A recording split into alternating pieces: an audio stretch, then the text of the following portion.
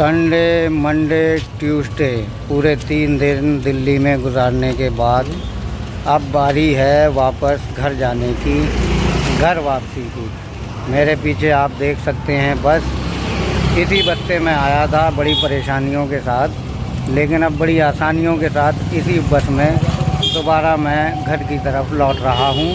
रात का सफ़र है, बड़ा आरामदायक सफ़र होगा। धूप भी नहीं है, गर्मी भी कम है और तापमान भी अच्छा खासा है, तो बड़ा मज़ा आएगा आज के इस सफ़र में। बने रहें मेरे साथ इस सफ़र के हम सफ़र। बस हो गई चालू, चढ़ गए और ये है। फ़िलहाल बस में मैं अपनी सीट पर बैठ चुका हूँ और करते हैं अब ये सफ़र पूरा बैक टू द होम।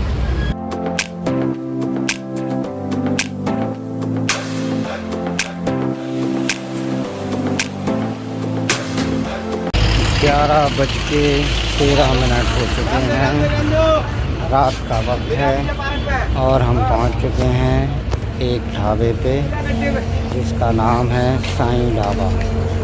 यहाँ मैं पहले भी खाना खा चुका हूँ। खाना यहाँ का बहुत अच्छा होता है। बनवा दो यार, सही कुछ भी बनवा दो। वही वाली दाल बनवा दो, फ्राई वाली। हाँ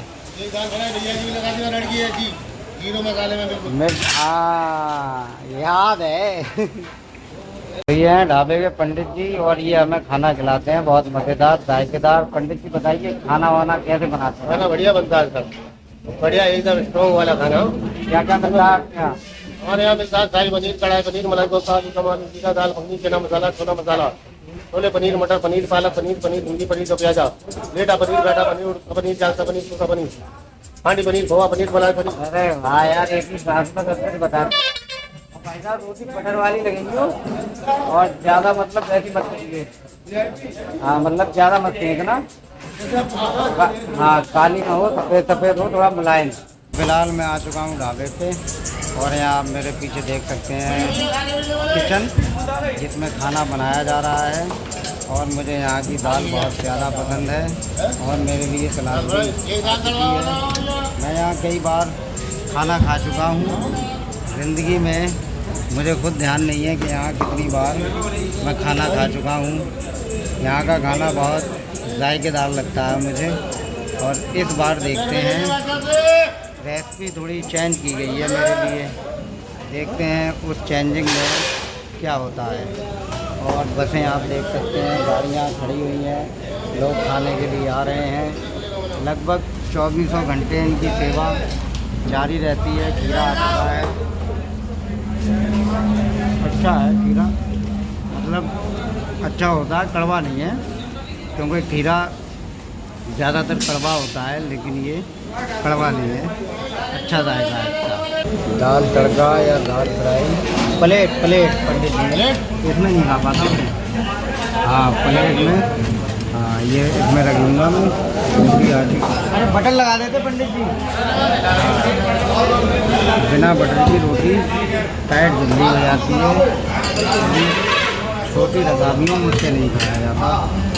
प्लेट में सब्ज़ी को फैलने की और ठंडे होने की जगह मिल जाती है, इसलिए मैं प्लेट में ही अच्छे से खा पाता हूँ।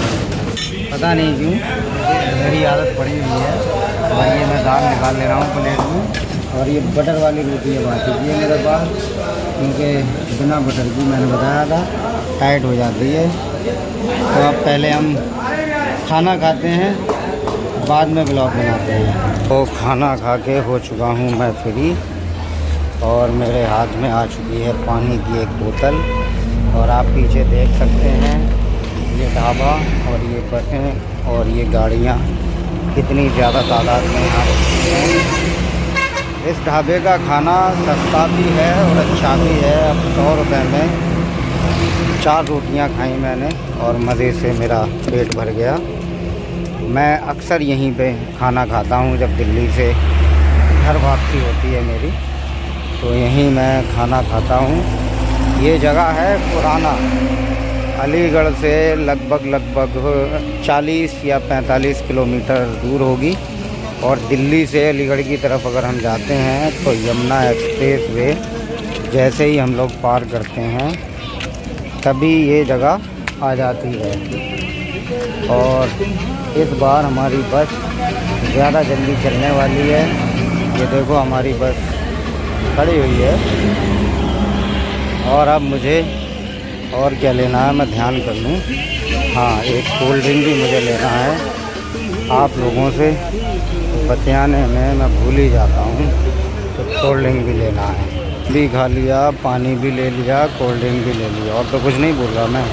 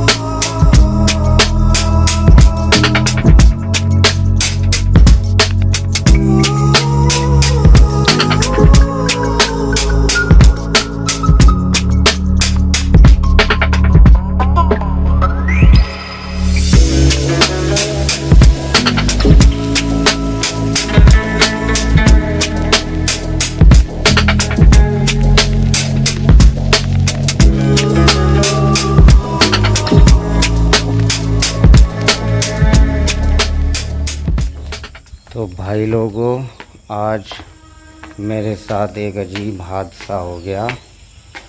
वो ये कि आधे घंटे के लिए मेरी आंख लग गई और मेरा शहर गंजनवारा मुझसे छूट गया। यानी मैं सोता रहा और मेरा शहर निकल गया। मतलब जब मेरी आंख खुली तो मैं अपने शहर से लगभग 30 किलोमीटर की दूरी पर एक दूसरे गांव भरगैन पहुंच चुका था। अब उसके बाद कोई रास्ता नहीं था मेरे पास। तो इस वक्त मैं हूं कायमगंज रेलवे स्टेशन पर, ट्रेन का इंतज़ार कर रहा हूं। इस वक्त बज रहे हैं सुबह के 4:30 और लगभग 5:30 बजे या 6 बजे ट्रेन आएगी। ट्रेनों की सही जानकारी अभी तक मिल नहीं पाई मुझे। करीब 1 घंटा या 1.5 घंटे का मुझे लंबा इंतज़ार यहाँ स्टेशन पर करना पड़ेगा। खैर, जो होता है अच्छे के लिए होता है। अल्लाह की ज़रूर कोई ना कोई मसलियत होगी इसमें भी कि मैं जो है अपने शहर से इतनी दूर हूँ। करीब 71 किलोमीटर की दूरी पर मैं अभी हूँ और ट्रेन आएगी तभी मैं जा पाऊँगा। आते पे एक और वाक़या पेश आया यूपी पुलिस का। जब हमारी बस एक गांव राजा का रामपुर क्रॉस कर रही थी तो रास्ते में कुछ बिजली के तार टूटे हुए पड़े थे। तो मैंने पहली बार यूपी पुलिस को अपनी सेवा में तत्पर देखा। तो पुलिस की गाड़ी रुकी, हमने उन लोगों को बताया, उन लोगों ने फ़ौरन कार्रवाई की। फिर भी इतनी जल्दी कार्रवाई करने में आधा घंटा लग गया। नहीं, मतलब यूपी पुलिस में भी यार सही बंदे हैं, कुछ गलत हैं। तो उन गलत की वजह से कुछ अच्छों की अच्छाइयों को हम लोग नहीं बुला सकते। तो यही थी मेरी रूदादे गम आज की। मतलब मैं सोता हुआ 71 किलोमीटर दूर तक आ गया हूँ और अब 1 या 1.5 घंटे के बाद ट्रेन का सफ़र करूँगा।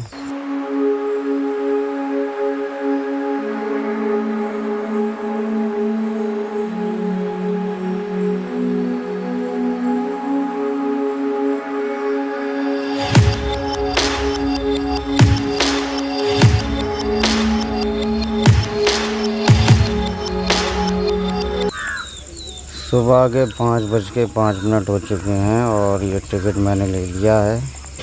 कायमगंज से गंजनवारा का 30 रुपये का टिकट आया है। आधे घंटे बाद ट्रेन आने वाली है। सुबह सुबह का मौसम भी बड़ा सुहावना होता है। आप लोग देख सकते हैं कितना दिलकश मौसम है ये। अगर मैं बस में सोता नहीं तो यहाँ आता नहीं और ये इतना खुशगवार मौसम देख पाता नहीं। मज़े की बात यह है कि सारे परिंदे चहचहा रहे हैं।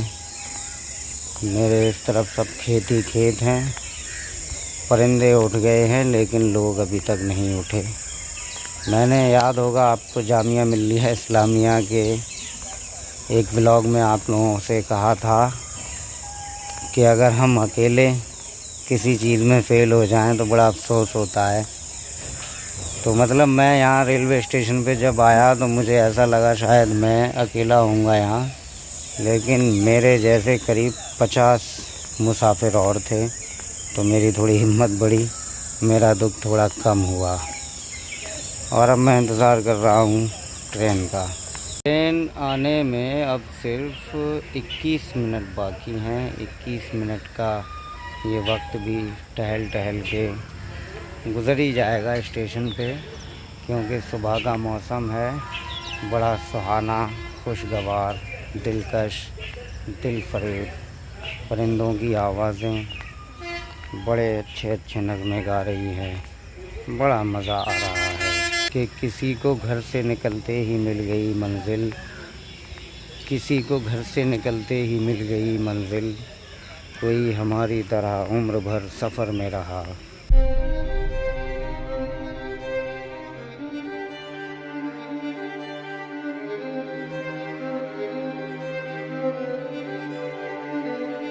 और फाइनली इंतज़ार ख़त्म। 2 मिनट लेट सही, लेकिन मेरी ट्रेन आ चुकी है। आप लोग देख सकते हैं।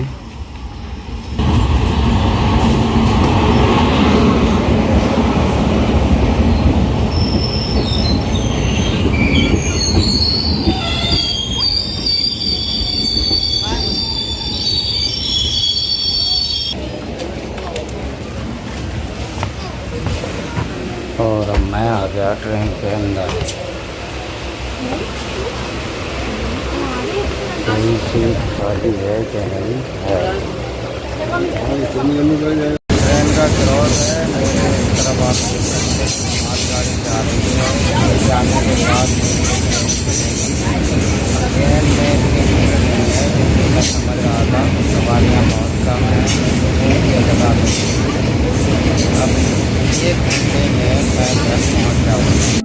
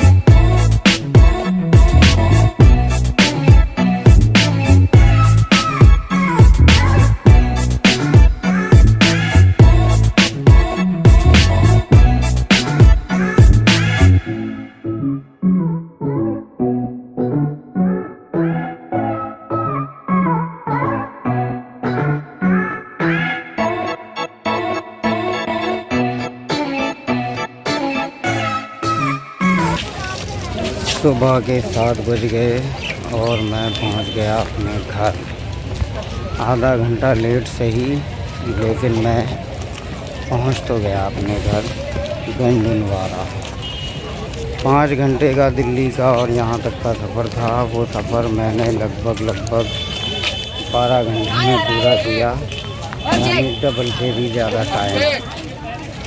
लेकिन खैर आखिरकार मैं आ गया अपने घर। और इंडियन रेलवे का टाइम टेबल जो है बड़ा लेट रहता है, हमेशा लेट रही है ट्रेनें। बहरहाल अब जो चल रहा है देश में वो चलने दिया जाए। तो मिलते हैं फिर किसी अगले नए व्लॉग में। और हाँ, चैनल को सब्सक्राइब करना बिल्कुल मत भूलिएगा।